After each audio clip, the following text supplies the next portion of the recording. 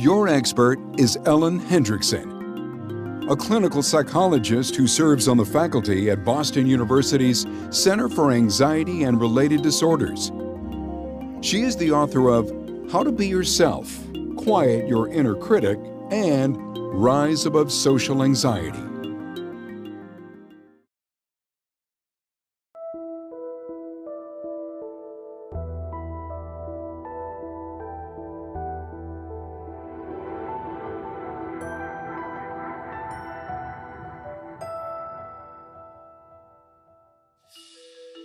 Picture this.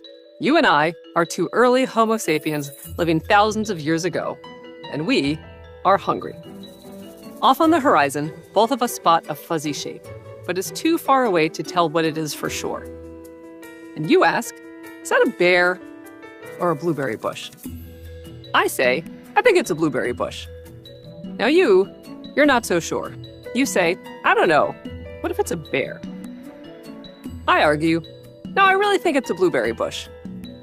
You're not convinced. And you tell me, well, I'm going back to the cave just in case. And I shrug and head off across the savannah to check it out. A few hours later, I come back to the cave rubbing my full belly, and I will not shut up about what amazingly juicy blueberries they were and how stuffed I am. You nod and go to bed a little hungry and a little unhappy. Now, imagine this same scenario plays out several times. Every time you worry it's a bear and head back to the cave, but I insist it's a blueberry bush and come back stuffed. But one afternoon, I skip away to gorge myself on blueberries, and then I don't come back. I approach that ambiguous, fuzzy shape on the horizon that might have been a bear or might have been a blueberry bush one too many times. And today, it turned out to be a bear. The next morning, you wake up and see I'm not there, so you go over to my side of the cave and gather up my tools, my prized mammoth hide you've always had your eye on, and most importantly, my mate. The moral of the story? In terms of evolution, it's better to miss lunch than to be lunch, because we can survive missing lunch many, many times, but we can only be lunch once. Fast forward thousands of years to today. Since you're watching this course, you are likely one of the descendants of one of those early humans who played it safe and went back to the cave. Honestly, I am too, despite the risk-taking hungry character I just played there. You and I are here today because, over thousands of years in a ruthless world, the people who survived to pass on their genetic legacy were the cautious and the careful, not the brazen and the brash. We are all alive today because our ancestors assumed not only that what was bad, but what was ambiguous was bad too. This story comes from Dr. Kelly Wilson, a prolific author and researcher, and one of the founders of a branch of psychotherapy called Acceptance and Commitment Therapy, or ACT. I love this story because I think it illustrates a really important point about anxiety that we often forget, which is anxiety is here to help us. It's working hard to keep us safe. These days, we more often think of anxiety as a problem, as something we need to get rid of. And it's true, anxiety is exhausting, distracting, and can narrow our life. Besides, few of us are in danger of being eaten by a bear anymore. We want to feel cool, calm, and collected, not worried and stressed. We want to live our lives, not spend our time hiding in the metaphorical cave. But all these thousands of years later, anxiety is still an essential emotion. Again, it's on our side. It's here to help, even if sometimes we can have too much of a good thing. And when we do have too much of a good thing, it can make us pretty miserable. But that's why you've got this course. I'm Dr. Ellen Hendrickson. I'm a clinical psychologist at Boston University's Center for Anxiety and Related Disorders. I've worked with patients with anxiety issues for over 20 years.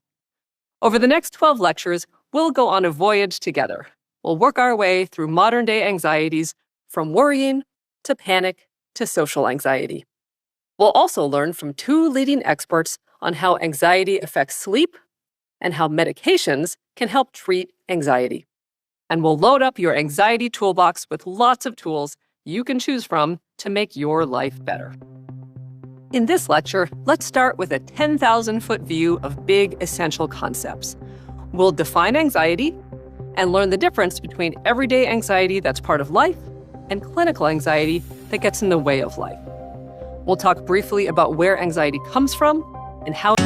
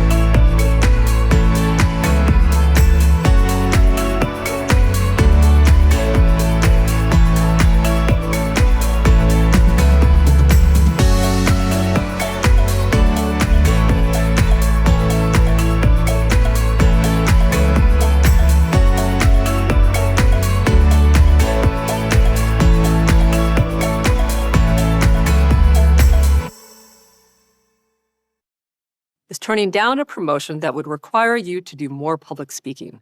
It's losing precious hours to the rituals of obsessive-compulsive disorder, or OCD, or traveling only to destinations accessible by car or train because of a fear of flying. And while we should always rely on a trained mental health professional for an official diagnosis, if your anxiety regularly crosses either of those lines in the sand, distress or impairment, you deserve to seek out a professional opinion. You don't have to suffer. As we'll see, anxiety is treatable and changeable. I like to think of anxiety like an apple tree. Apple trees are notorious for requiring lots of pruning. From early on in life, the tree must be cut back every single year. Intuitively, you'd think that aggressive pruning would hurt the tree or stunt its growth, but it's actually the opposite.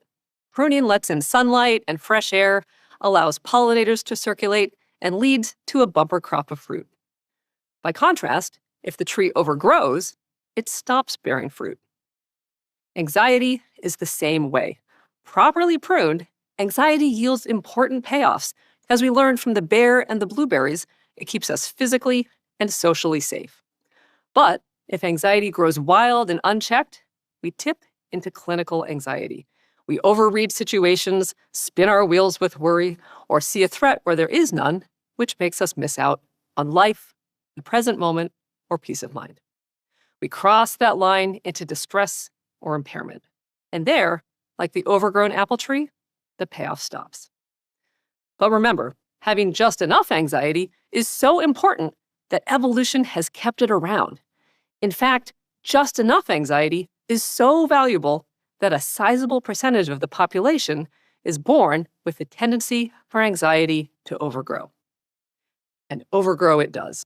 Approximately 1/3 of the population will experience clinically significant anxiety, that is, diagnosable anxiety, in their lifetime.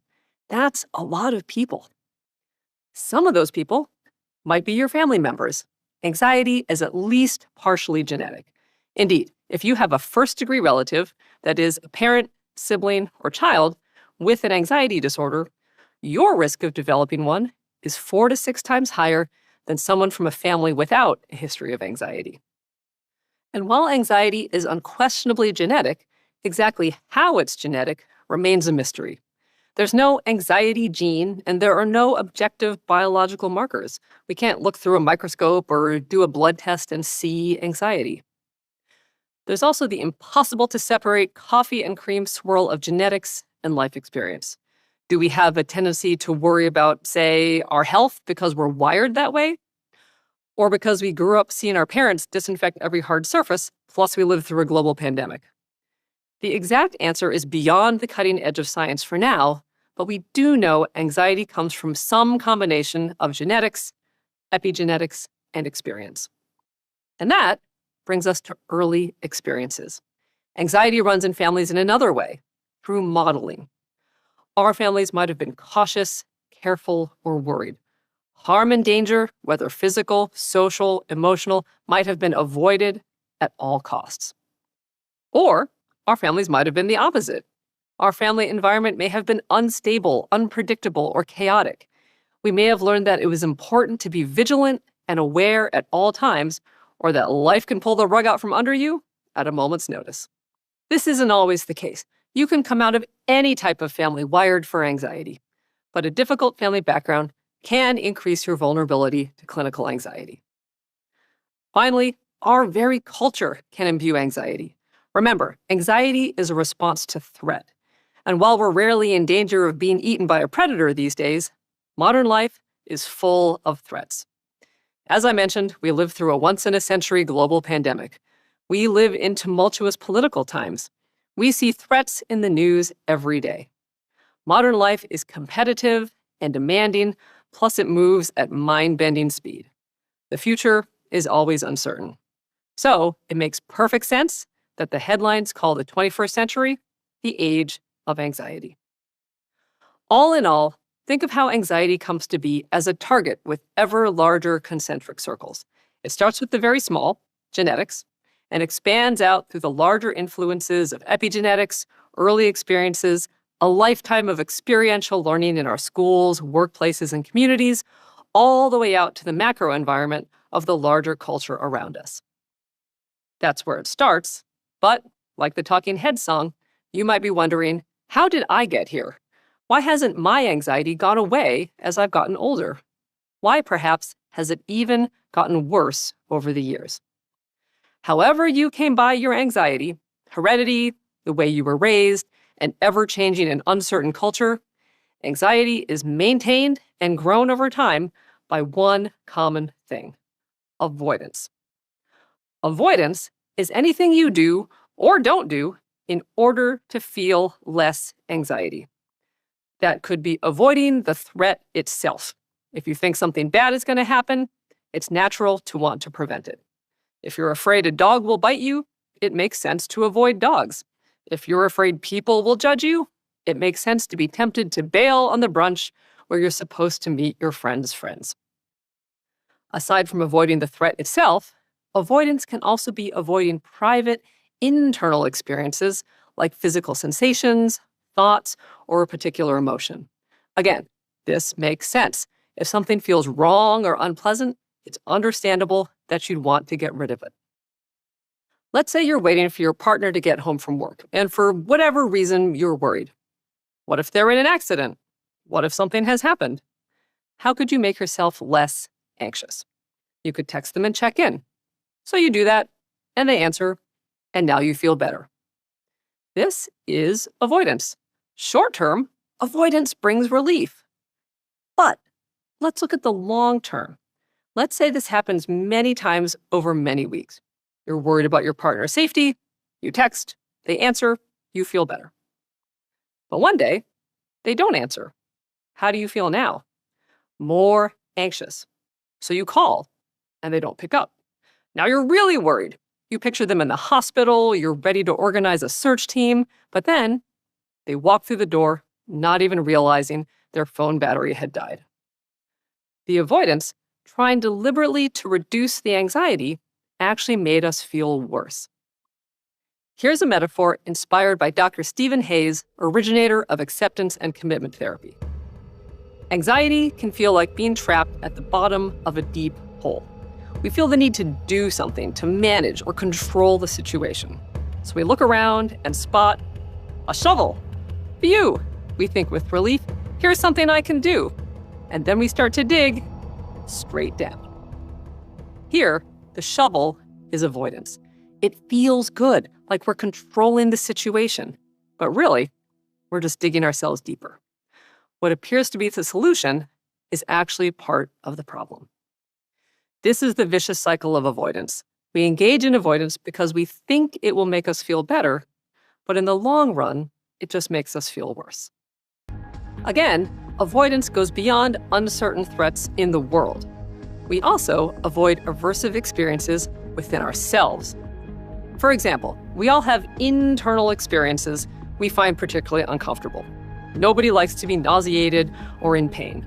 But when we work disproportionately hard to push away or prevent aversive sensations, like frequently calling the doctor or over-researching new twinges and sensations online, it becomes avoidance that costs us.